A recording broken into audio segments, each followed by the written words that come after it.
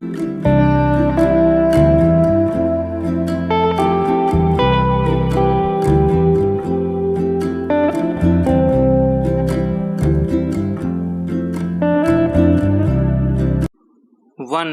2, 3 start. उपाध्यक्ष महोदय, मुझे बहुत प्रसन्नता है कि गंगा नहर शताब्दी महोत्सव के उद्घाटन के लिए मैं यहाँ आ सका। यह नहर भारत की वर्तमान नहरों में शायद सबसे पुरानी है। इस नहर से इस क्षेत्र के लोगों को जो अनेक लाभ पहुँचे हैं और अनाज तथा बिजली के उत्पादन से यहाँ जिस संपन्नता के युग का आरंभ हुआ है, उसके कारण नदियों की उपयोगिता में जनसाधारण का परंपरागत विश्वास और भी दृढ़ हुआ है। इस देश में नदियों को सदा ही महत्वपूर्ण स्थान दिया जाता है। आज भी हम नदियों को सिंचाई का और इसके द्वारा धन धान्य की उत्पत्ति का सर्वोत्तम साधन मानते हैं और उन्हें यातायात का साधन भी समझते हैं।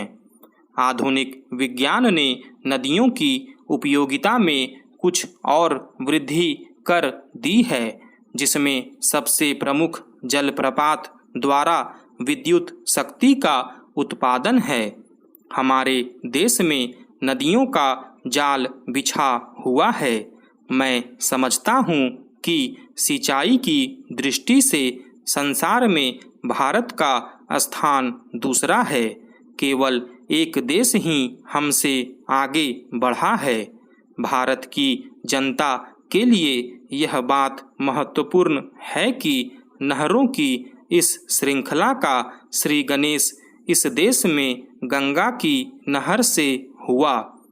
पुनीत पावन गंगा, जो एक प्रकार से हमारे प्राचीन साहित्य और पौराणिक विचारधारा का आधार रही है और जो आज भी भारतीय साहित्य तथा भारतीयों के सामाजिक और धार्मिक रीति रिवाजों पर छाई हुई है, हमारे इतिहास में एक विशेष स्थान रखती है।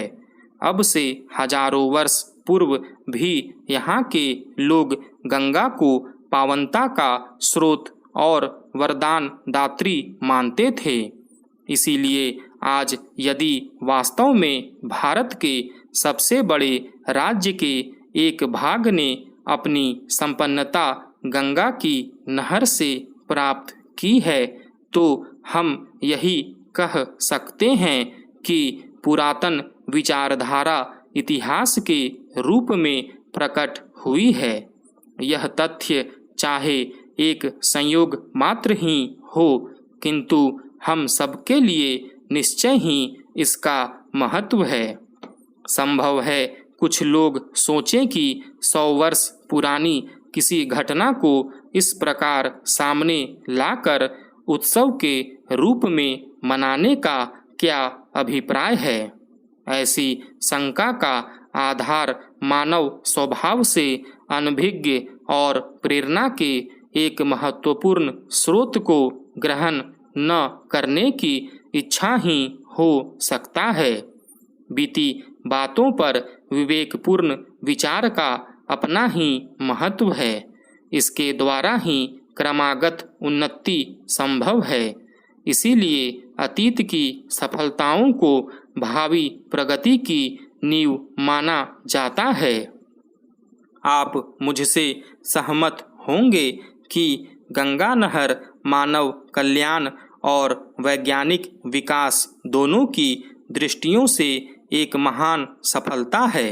आज जबकि हम इस सफलता की शताब्दी मना रहे हैं, तो अनिवार्य रूप से इससे हमें स्फूर्ति और प्रेरणा मिलती है। इस अवसर पर हमें उन इंजीनियरों के प्रति भी आभार प्रकट करना चाहिए, जिनके परिश्रम और सतत प्रयास के कारण ही यह योजना फलीभूत हो सकी। आज हमें कर्नल कोटले और उनके साथी विदेशी महानुभावों का स्मरण होता है, जिन्होंने निजी प्रयत्नों से इस कठिन कार्य को संपन्न किया। उपाध्यक्ष महोदय, आज यहाँ गंगा के पुल का शिलान्यास करते हुए मुझे बड़ी प्रसन्नता हो रही है। बिहार में गंगा पर यह पहला पुल होगा और मैं भली प्रकार जानता हूँ कि इस राज्य के लोगों के लिए यह कितना बड़ा वरदान है और इसके द्वारा कितनी बड़ी आवश्यकता की पूर्ति होगी।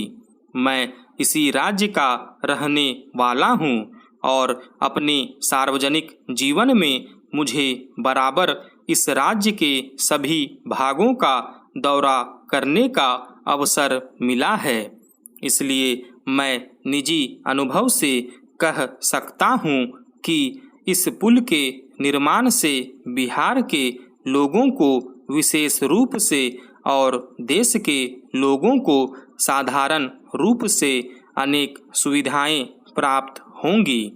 बिहार के मध्य से होकर गंगा प्राचीन काल से बहती आ रही है और आरंभ से ही इसके कारण यह राज्य दो भागों में विभक्त रहा है, जो मिथिला और मगध के नाम से प्रसिद्ध थे।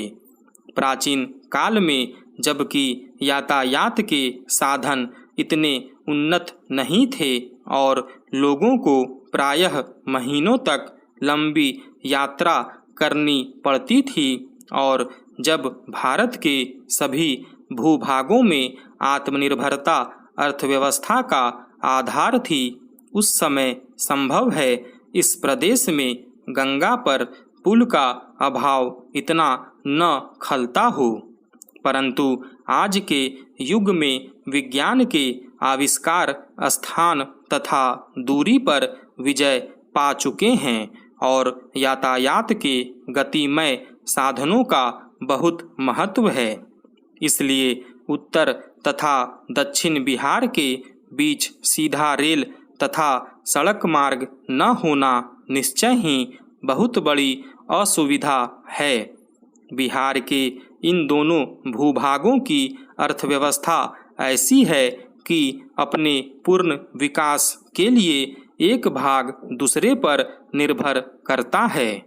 उत्तर बिहार कृषि प्रधान क्षेत्र है और वहाँ गन्ना तथा खाद्यान्न भारी परिमाण में होते हैं, किंतु दक्षिण बिहार कोयला, लोहा, तांबा, अभ्रक, सीमेंट आदि खनिज पदार्थों के लिए प्रसिद्ध है।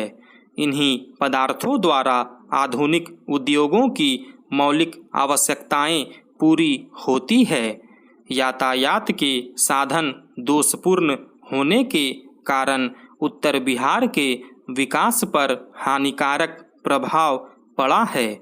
क्या यह आश्चर्य की बात नहीं कि धनबाद से दिल्ली कोयला पहुंचाना गंगा के उस पार उत्तरी बिहार के जिलों में पहुंचाने की अपेक्षा कहीं अधिक सरल है। इस शताब्दी के आरंभ में इन असुविधाओं का अनुभव किया जाने लगा और तभी मोकामा घाट के निकट नाव द्वारा यात्री और सामान इधर उधर ढोने के स्थान पर गंगा पर पुल बनाने की चर्चा होने लगी। गंगा के दोनों ओर दो विभिन्न रेल कंपनियों की गाड़ियां चलती थी। इन कंपनियों का दृष्टिकोण विशुद्ध रूप से व्यापारिक था, इसलिए लोगों की सुविधा अथवा देश के यातायात साधनों के विकास की अपेक्षा वे अपने लाभ और साझेदारों के लाभ को अधिक ऊंचा स्थान देती थी। यही कारण है कि पुल के संबंध में यद्यपि 40 वर्ष तक सोच विचार होता रहा, किंतु दूसरे विश्व युद्ध तक कोई निर्णय नहीं किया जा सका। जब कभी यह प्रश्न रेल अधिकारियों के सामने आया, इस पर रेल कंपनियों के साझेदारों के लाभ हानि की दृष्टि से ही विचार किया गया। स्टॉप।